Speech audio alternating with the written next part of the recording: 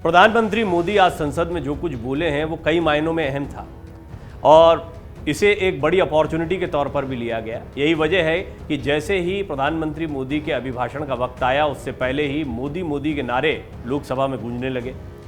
ये इसलिए भी महत्व का विषय है क्योंकि अब चुनावी मोड में पूरा देश आ चुका है। विपक्ष कई मुद्दों पर सरकार को घेरता दिखाई दिया, तो जब सरकार की ओर से बोलने की बारी प्रधानमंत्री मोदी की आई, जो कि बहुत समय से कई मुद्दों पर उनसे जवाब मांग रहा था विपक्ष, तो आज कई बातों के बारे में उन्होंने बोला। हालांकि मौका था बजट सत्र के दौरान राष्ट्रपति के अभिभाषण पर जो धन्यवाद प्रस्ताव था उसका। तो संसद में जोरदार बहस हो रही है।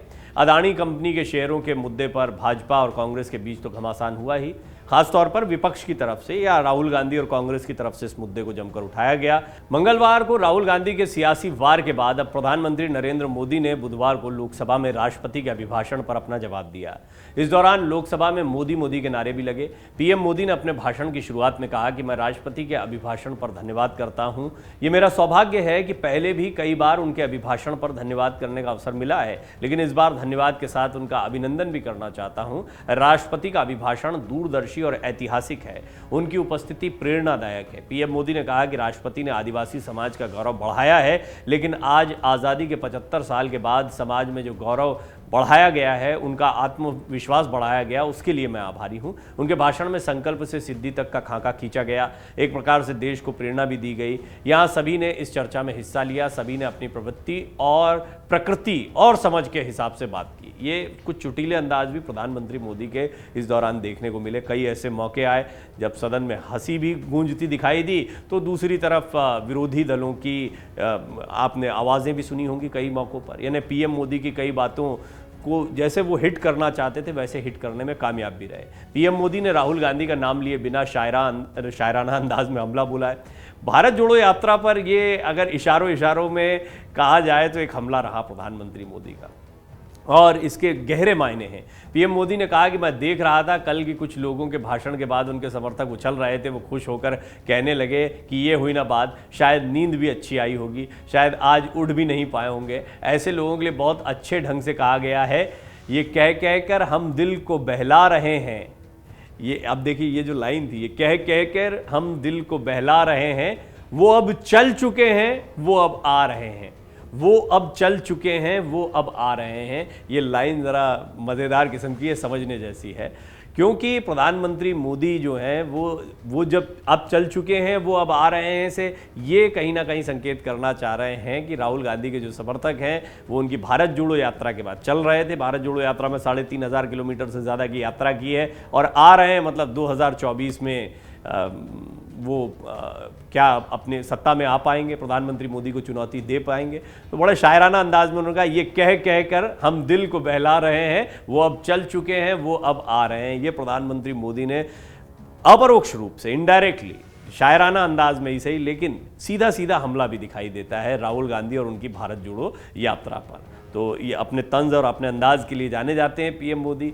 सदन में जब उनको मौका मिला तो उन्होंने पहले राहुल गांधी का नाम लिए बिना ये सारी बातें कही हैं। उनके समर्थक जो हैं उनको बहुत अच्छा लगा होगा, शायद सुबह जल्दी उठ भी नहीं पाए होंगे, और फिर उसके बाद में इस शायरी के ज़रिए उन्होंने हमला किया, वो अब चल चुके हैं, वो अब आ रहे हैं। पीएम मोदी ने कहा कि जब राष्ट्रपति जी का अभिभाषण हो रहा था तब कुछ लोग कन्नी भी काट गए। एक बड़े नेता तो राष्ट्रपति जी का अपमान भी कर चुके हैं, जनजातीय समुदाय के प्रति नफरत भी दिखा चुके हैं। जब इस प्रकार की बातें टीवी पर कही गई तो भीतर पड़ा हुआ नफरत का भाव वो बाहर आकर ही रह गया, सच में बाहर आ गया। जब राष्ट्रपति जी के अभिभाषण पर चर्चा सुन रहा था तब लगा कि बहुत सी बातों को मौन रहकर स्वीकार किया गया है। पीएम मोदी ने कहा, मैंने कश्मीर के लाल चौक पर आतंकियों को चुनौती दी थी। ये बहुत ही उनके भाषण का महत्वपूर्ण हिस्सा रहा, क्योंकि कश्मीर को लेकर भारत जोड़ो यात्रा के जरिए 2 टारगेट किए गए थे। सांकेतिक रूप से भारत जोड़ो यात्रा में लाल चौक पर तिरंगा फहराना ये एक बड़ा कदम कांग्रेस का माना जा रहा था, और वहाँ पर तमाम विपक्षी दलों को इकट्ठा करने की बात कही जा रही थी। प्रधानमंत्री को जब आज मौका मिला तो उन्होंने अपने भाषण में भी इसका जिक्र किया। उन्होंने कहा, मैंने आतंकियों को चुनौती दी थी। पीएम मोदी ने कहा कि जो कभी यहाँ बैठते थे वो वहाँ जाने के बाद भी फेल हुए और देश पास होता गया। मैं भी यात्रा लेकर कश्मीर तक गया था, लाल चौक पर तिरंगा लहराने का संकल्प लिया था। तब आतंकियों ने पोस्टर लगाए थे कि देखते हैं कि किसमें हिम्मत है और किसने अपनी माँ का दूध पिया है जो यहाँ आकर तिरंगा लहराता है। तब मैंने कहा था आतंकी कान खोलकर सुन लें, 26 जनवरी को ठीक 11 बजे मैं लाल चौक पहुंचूंगा, बिना सुरक्षा बिना बुलेट प्रूफ जैकेट आऊंगा और फैसला लाल चौक पर होगा किसने अपनी माँ का दूध पिया है। जब श्रीनगर के लाल चौक में तिरंगा फहराया तब मीडिया के लोग सवाल करने लगे कि पहले यहाँ ऐसे नहीं होता था, आज वहाँ ऐसी शांति है कि वहाँ चैन से जा सकते हैं। अखबारों में खबर आई थी जिस पर ध्यान नहीं गया होगा, लोग टीवी में चमकने की कोशिश में लगे थे। उसी समय श्रीनगर के अंदर दशकों बाद थिएटर हाउसफुल हो गए और अलगाववादी दूर दूर तक नहीं दिख रहे थे। पीएम मोदी ने कई मुद्दों को एड्रेस किया है और उनके इस भाषण में उन्होंने, ऐसा लगता है कि वेल डिज़ाइंड भाषण था। और राहुल गांधी के जितने सवाल थे उसमें एक जो अदानी समूह को लेकर प्रश्न उठाए गए, इनके अलावा कई और मुद्दे, भारत जोड़ो यात्रा को लेकर अभी तक प्रधानमंत्री मोदी की कोई बहुत मुखर प्रतिक्रिया नहीं आई थी। लोग इंतजार कर रहे थे कि वो इस पर क्या कहते हैं। तो ये कहा जा सकता है कि पहली बार वो भारत जोड़ो यात्रा पर सदन में खुलकर बोलते दिखाई दिए, इशारों में। देखिए, लाल चौक का जिक्र उन्होंने किया है, वो चल चुके हैं, वो आ रहे हैं, इस बात को कहकर समर्थक दिल बहला रहे हैं, इस तरह की शायरी भी वो कहते रहे। तो कुल मिलाकर इनडायरेक्टली प्रधानमंत्री मोदी ने भारत जोड़ो यात्रा पर एक कमेंट किया है, ये कहा जा सकता है। प्रधानमंत्री मोदी ने कहा कि देश के उज्जवल भविष्य के लिए पुरजोर प्रयास किए जा रहे हैं। देशवासियों का जो मोदी पर भरोसा है वो उनकी समझ के दायरे से बाहर ही नहीं, समझ के दायरे से काफ़ी ऊपर है। क्या ये झूठे आरोप लगाने वालों पर मुफ्त राशन प्राप्त करने वाले देश के 80 करोड़ लोग भरोसा करेंगे? एक राष्ट्र एक राशन कार्ड के जरिए जब गरीब को राशन मिल जाता है तो वो आपकी झूठी बातों और गलिच्छ आरोपों पर कैसे भरोसा करेगा? तो हो सकता है कि इनडायरेक्टली यहाँ पर जो आरोप लगाए जा रहे हैं, कल जो बड़े आरोप लगाए गए उनमें उद्योगपतियों को फ़ायदा पहुँचाने की कोशिश, इस तरह के आरोप राहुल गांधी की तरफ से लगाए गए थे। तो गलिच्छ आरोप इनको कहा प्रधानमंत्री मोदी ने। इस पर कैसे जनता भरोसा करेगी जब आप लोगों को राशन दे रहे हैं, लोगों की ज़िंदगी को बेहतर बना रहे हैं? प्रधानमंत्री मोदी ने आज अपनी तरफ से अपनी बात रखी।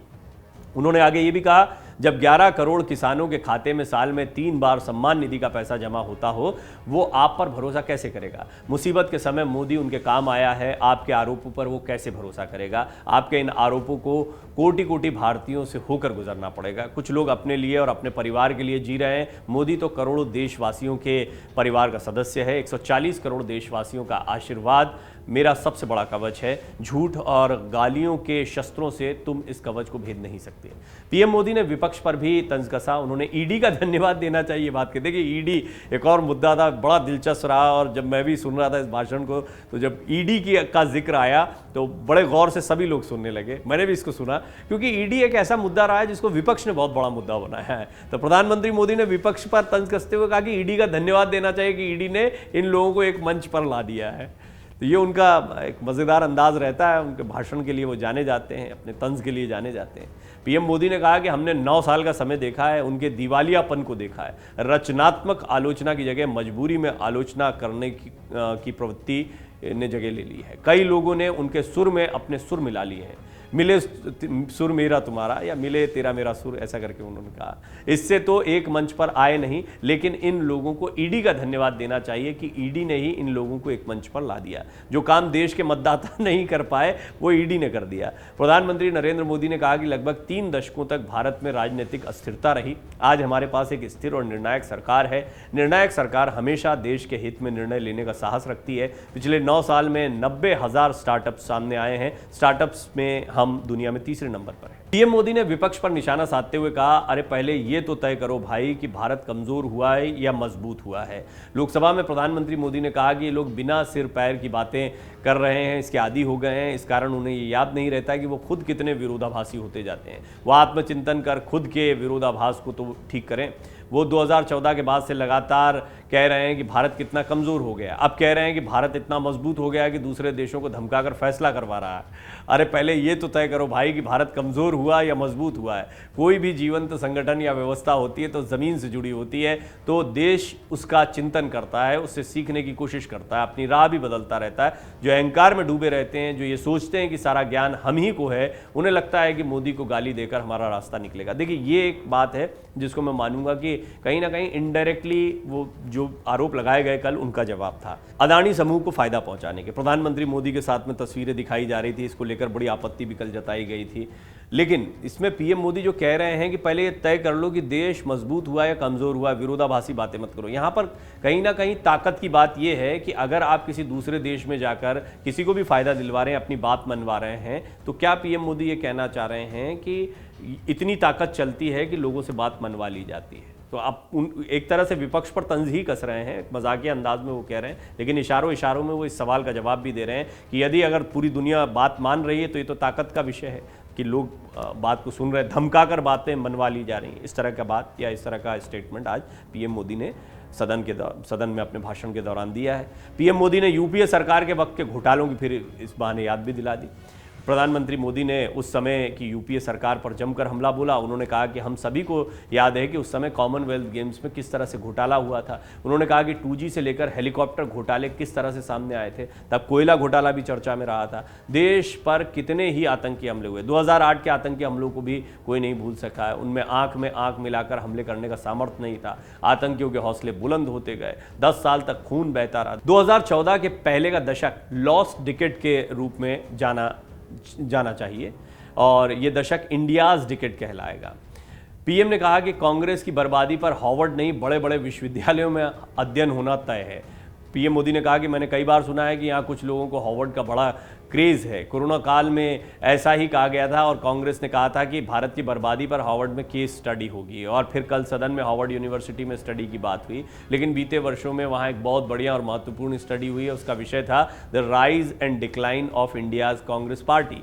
मुझे विश्वास है कि भविष्य में कांग्रेस की बर्बादी पर हार्वर्ड नहीं, बड़े बड़े विश्वविद्यालयों में अध्ययन होना ही है और कांग्रेस को डुबाने वाले लोगों पर भी अध्ययन होने वाला है। मैं ऐसे लोगों के लिए दुष्यंत कुमार ने बहुत बढ़िया बात कही है, वो कहना चाहता हूँ। ये प्रधानमंत्री मोदी ने कहा, उन्होंने कहा तुम्हारे पाँव के नीचे कोई ज़मीन नहीं, कमाल ये है कि फिर भी तुम्हें यकीन नहीं। पीएम ने कहा कुछ निराशावादी लोग हैं, इस देश की प्रगति को स्वीकार ही नहीं कर पा रहे हैं। ये भी एक महत्वपूर्ण बिंदु था। उन्होंने कई महत्वपूर्ण बातें कही हैं। पीएम मोदी ने लोकसभा में कहा कि भारत में नई संभावनाएं हैं। कईयों को ये बात समझने में देर लग जाएगी, लेकिन भारत सप्लाई चेन के मामले में आगे बढ़ गया है। भारत मैन्युफैक्चरिंग हब के रूप में विकसित हो रहा है। दुनिया भारत की समृद्धि में अपनी समृद्धि देख रही है। निराशा में डूबे हुए कुछ लोग इस देश की प्रगति को स्वीकार ही नहीं कर पा रहे हैं। 140 करोड़ देशवासियों के पुरुषार्थ और पश्चिम उपलब्धि उन्हें नजर नहीं आ रही है। पिछले 9 वर्ष में भारत में 90,000 स्टार्टअप्स आए हैं। आज स्टार्टअप के मामले में हम दुनिया में तीसरे नंबर पर पहुंच गए हैं। बहुत बड़ा स्टार्टअप इकोसिस्टम देश की टियर 3 सिटीज़ में पहुंच गया है इतने कम समय में। और कोरोना के विकट कालखंड में 108 यूनिकॉर्न बने हैं। एक यूनिकॉर्न यानी 6-7 हज़ार करोड़ से ज़्यादा का मूल्य। आज भारत दुनिया में मोबाइल बनाने में दूसरा बड़ा देश बन गया है। घरेलू विमान यात्रियों के मामले में हम दुनिया में तीसरे नंबर पर हैं। तो प्रधानमंत्री मोदी ने इस अभिभाषण के दौरान अपनी उपलब्धियों को भी गिनाया है। उन्होंने बताया कि देश मजबूत हो रहा है, तरक्की की तरफ बढ़ रहा है, इसको सकारात्मक रूप से लेना चाहिए। लेकिन कुछ लोग सकारात्मकता से नहीं देख पा रहे हैं। निश्चित तौर पर विपक्ष पर उनका तंज था और इशारों में उन्होंने उन तमाम मुद्दों को एड्रेस कर दिया जिनको लेकर उन पर सवाल खड़े किए जा रहे थे। सबसे बड़ी बात क्या, अदानी समूह को लेकर उन्होंने जब खुलकर तो इस पर कुछ नहीं कहा है, लेकिन उन्होंने कहा कि दुनिया अगर हमारी बात सुन रही है, हम बातें मनवा लेते हैं किसी से, तो ये हमारी ताकत को दिखाता है। तो आप पहले तय कर लीजिए विरोधाभासी बातें कि देश कमजोर हुआ है या मजबूत हुआ है। और दूसरी महत्वपूर्ण बात, वो चल लिए हैं, वो आ रहे हैं, ये बात कहकर उन्होंने भारत जोड़ो यात्रा पर भी अपरोक्ष रूप से एक टिप्पणी कर दी। डाउनलोड करें अमर उजाला ऐप और पाएं खबरें लगातार।